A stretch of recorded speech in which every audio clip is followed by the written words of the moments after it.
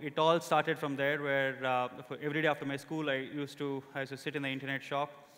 I started to learn how to build websites. I had this barter deal with the internet shop owner, and as a freelancer, I started to build websites for these American companies who wanted to outsource their internet marketing activities to me. So I used to build websites for them as a freelancer, and of course, I used to make about 5,000 rupees for every website, and I used to have Shubdev, who is the internet shop owner. So his bank account was, of course, his bank account was the one which used to hit my funds for the website which I used to build as a minor. I couldn't even open a bank account. And I hail from a family where entrepreneurship is considered as a sin. So you can't walk home and tell her, hey, mom, the startup ecosystem is awesome, so I want to be a startup entrepreneur. So I come from a family where about 14 years back, if you recall, that is, we had this IT boom in India, especially because of Infosys and as well as Wipro. And hailing from a middle-class family, in fact, the mindset is that, OK, you finish your engineering, you finish your school, engineering, and next you have a 9-to-5 job at Infosys. And for my mom, for her, the success would mean that, OK, in case if the white sumo car would pick you up from Infosys, and if you're wearing Infosys tag. So when I say Infosys, it's not really the Infosys as a brand, but of course, I'm indicating to all the MNCs which a middle-class family had aspirations to join. So I was not allowed to say that I wanted to be my own boss. So I was indicating to my mother that, OK,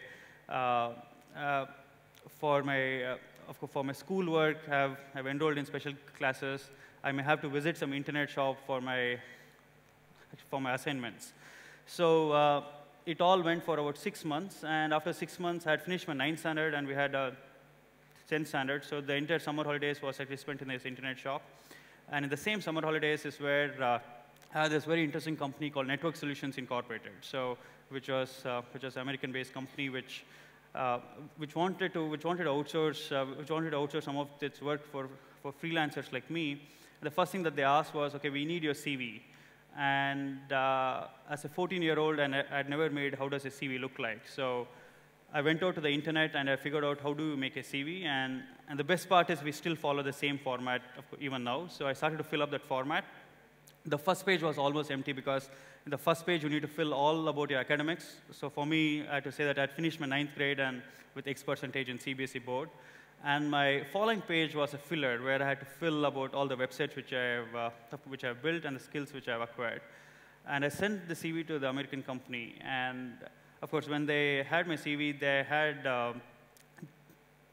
actually sent me a very sarcastic email, which said that, I looked at your CV, and I understand that you're still 14-year. And when you're a 14-year-old, I don't think you would even have a mustache, so we feel insecure to work with school kids. So I would want you to have the patience so that you would have a formal education, and you would also acquire your skills, and you would have some experience. And I think that was the email which kind of ignited the fire in the belly, where I felt that, OK, I'll no more send my CVs to anyone else, but I'll be on the other side where I could be my own boss, where I'm able to receive CVs from others. And yeah, that is how it got started, where I thought that I'll start my own business. And I happened to realize that in India, if you're under 18, you can't even incorporate your firm, or you can't even open a bank account. So I had to ask the help from Shubdev, and who started to help me. And we finally had an S Corporation enterprise incorporated in San Jose in the US. So I'd never sat on a flight. And it was the first time I started to understand about the cities within the US, and we had this virtual office incorporated in the US. And I had a friend who was also a freelancer within the States, whom I used to meet on the internet forum. We used to exchange mails. He agreed to be a partner in the business, and that is how it all started. That is how I became an entrepreneur. Like, how do you stay in India, and how do you build a successful business? Of course, we've seen the startup ecosystem evolving now, and I think it's booming every day. About 14 years back, it wasn't as matured as it is right now. We never used to have these incubators or accelerators, or of course, the VC ecosystem wasn't so mature. So I was very determined that I would actually stay in India, and we would scale our operations within the US. And I used to have my partner who was in the who's in the US, who started to help me to scale up our headcounts within our operations in San Jose. We had a home office that we started in San Jose. And for the first few months, until the board exams were over, I had to so-called apply a sabbatical. So I had activated autoresponder saying that I'm out on a vacation, and if there is anything, you can contact my partner in the US, because as a CEO of a company, you can't say that you're studying for board exams and you're not available to answer the mails. So it went on very well, and until I was about 17 years, as a company, we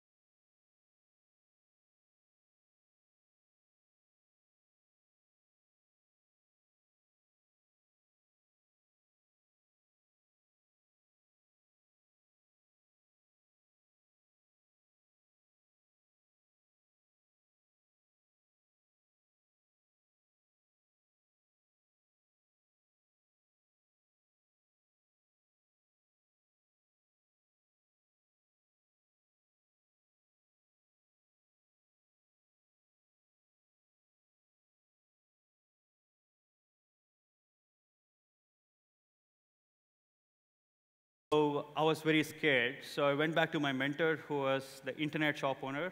So I spoke to Shubdev. I actually showed him all these emails from these American companies who were quite upset.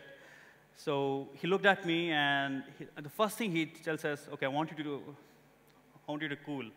And I want to know your age now, Suhas. I told him I'm still 17. He told, as per the US federal law, if you're under 18, and if you do any hacking or any of any of the violations according to the US Spam Act, you're still exempted according to the federal law. So he started to pacify me, telling that you're still 17, and it's fine for you to be cool, and you'd be exempted from it. So these are some of the advantages when you start very young. And of course, some of the advantages when you start very young is that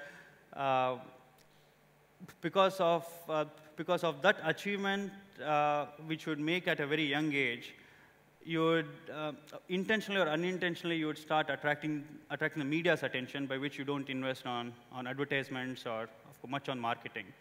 So at one point, I happened to realize that my own brand was actually bigger than my organization's brand. So that is when we started to switch around, where we started to incubate our ideas. We started to build e-commerce companies and mobile internet companies. Actually, in where like, I took the back seat, where we started to appoint CEOs who are able to scale the businesses so that we can sell it up, or we can aggressively scale at one point of time. So as an organization, it was started from an internet shop. As we speak right now, we have operations in approximately 14 nations, and we started to scale. We've aggressively scaled up within the US and Western Europe. I used to remember that when we used to work with Spanish companies used to feel that we can't work with English-speaking companies because you do not have employees who can speak Spanish. So we started to hire ISEC interns who were in Madrid, who could speak Spanish and English. And I intentionally started to select students who had backlogs in their semesters and who were academically not super, but we started to hire them because I knew that all these are the ones who will stay with you and who will not be expecting a higher stipend to compensate them. And I think for the first time, I requested the undersecretary at the World Bank to issue a letter addressing to my HOD, indicating that I've attended all these meetings and I was involved in all the workshops of the World Bank. And with all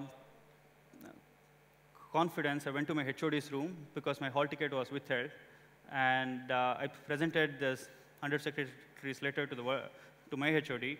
He looks at this letter and he makes this amazing statement, telling that I don't care if you work for World Bank or State Bank. If you do not have attendance, I can't issue the hall ticket.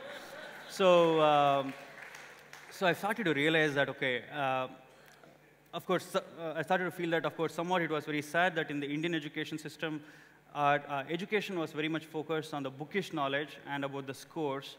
So actually, since then, I felt that it is very impossible for us to evaluate an individual only by few hours of examination. So as a policy within our company, we started to ban marks cards within the company. So we started to hire individuals only by their skills and their attitude. And interestingly, we've been the biggest employers of all those who had backlogs in their semesters, who had.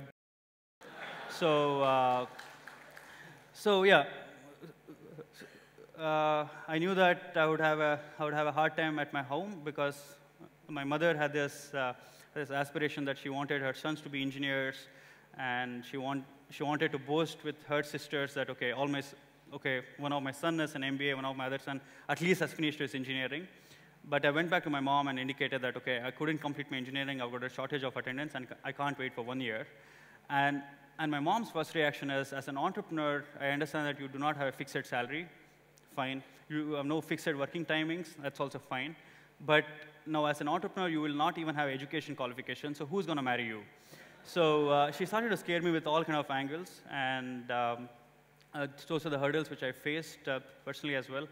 And as an entrepreneur, it's been very interesting for the past 14 years. And I've seen failures, I've seen success.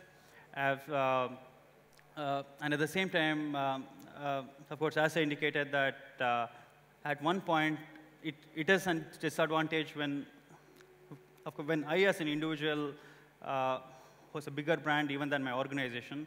It was very hard for us to actually establish even a succession plan within the organization, right? So you would have your business partners who would always want to meet me and would not want to meet my CEO or would not want to meet anyone else.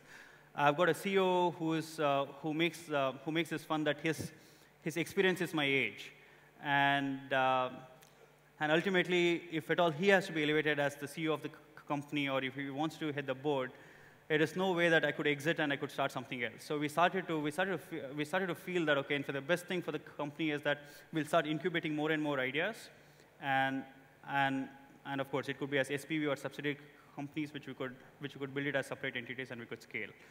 Thanks very much, Suhas. Really enlightening listening to you. So my first question to you is, what advice do you have to all these experienced CEOs sitting in the first row?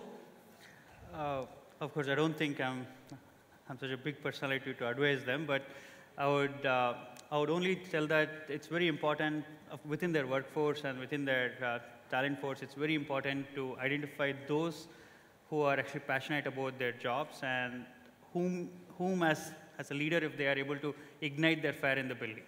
So I've always felt that when I'm heading in my own company, I've always thought that could there be somebody else who could actually replace me, and at the same time, is there any way that I could actually lead from the back? So I used to micromanage my entire company for some years, and I've started to feel that, okay, I missed on my student life, I missed on the youth life, but I felt that it was very important that as a CEO, it's sometimes very important that we could take the back seats and encourage those new ones to do some new mistakes. As far as it's a first-time mistake and it's an interesting mistake, I think we should encourage it. Yeah, good. Absolutely true. I would only tell that it's very important for them to build their own dreams. And if they don't understand at the young age, they would be hired by somebody else to build their dreams. So, yeah, and at the same time, I've always felt that the most important is to follow the passion, right? So, of course, as Apple founder Steve Jobs used to tell that, of course, your heart already would know that you'd want to do this. And I've seen many youngsters, especially in India. In fact, the risk appetite of theirs is very low.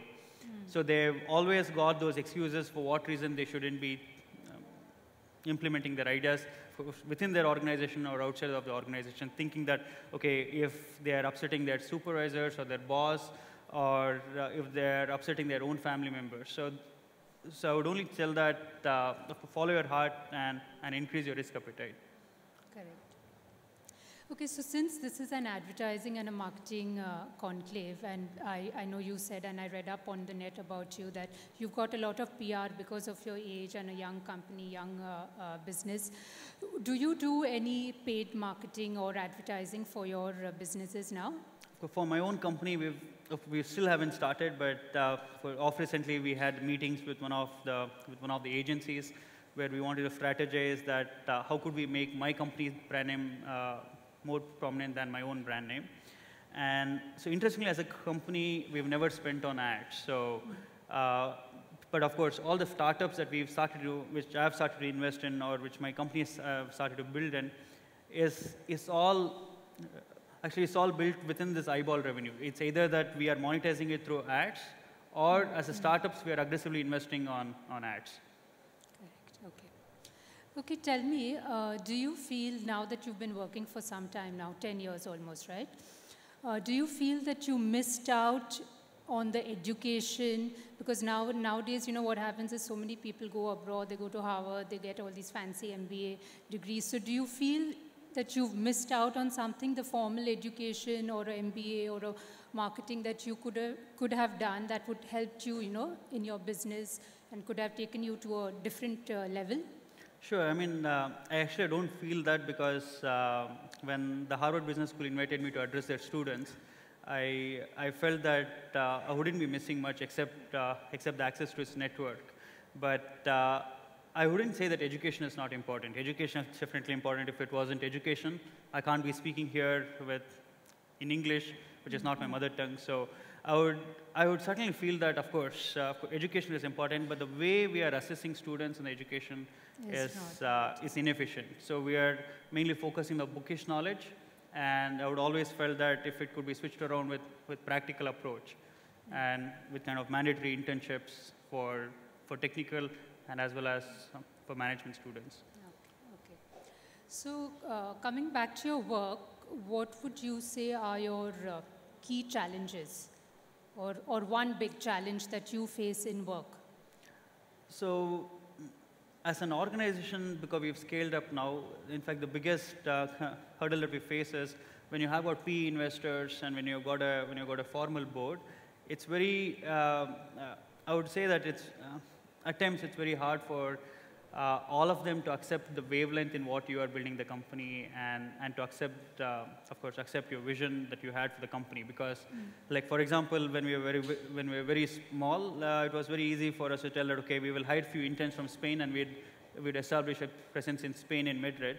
But at this point of time, if at all we need to expand to new markets, it's definitely very hard because you can start to sense that, in fact, the risk appetite of the organization is actually falling down, and after one point, it's very hard for you to, of course, even though you would have a work culture of a startup work culture, I think the mindset of the investors and the board members would start feeling that, okay, we're a multinational company now, and we need to assess the implications of expansion. Okay, great. So we've got one question from the audience. What are the other startups you have invested in, and what do you look for in a startup when you invest in a startup? So we are about to, of course, recently it was in the media as well, we are about to start a mobile incubator as well. And we are focusing on a mobile-first strategy where we are focusing on startups which are within mobile. And yeah, of course, for most of the startups that we have invested as well are into education or into m-commerce, and interestingly, the monetization has been through eyeball revenue itself, which is through ads. So we've not thought that we need to monetize by transactions, but we can start monetizing the user base that we've had. So as a company as well, we started to move into big data and as well as into mobile. So that's been our strategy right now. Okay, great. Thank you so much. It's really been amazing listening to you. Thank Congratulations. you. Thank you.